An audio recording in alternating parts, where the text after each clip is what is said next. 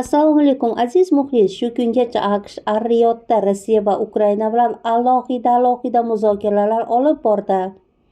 Saudiya Arabistoni poytaxtida amerikalik vositachilar Rossiya va Ukraina delegatsiyalari bilan alohida muzokaralar o'tkazmoqda, chunki Vashington 3 yildan ortiq davom etayotgan urushdan so'ng Moskva va Kiyev o'rtasida cheklangan sulhga erishmoqchi. AQSh va Rossiya delegatsiyalari o'rtasidagi muzokaralar allaqachon boshlangan va Ar-Riyoddagi Garilton mehmonxonasida uchrashuv yopiq eshiklar ostida bo'lmoqda.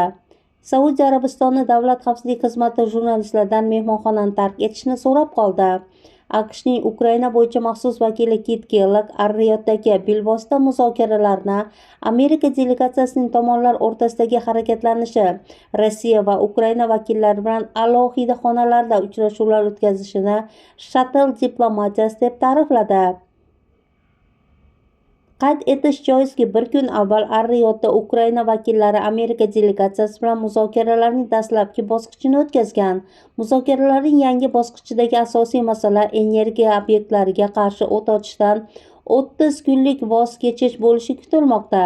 Rossiya ham Ukraina ham ushbu qisman otash kesimga prinsipial ravishda kelishib oldi, ammo u hali amalga oshirilmadi.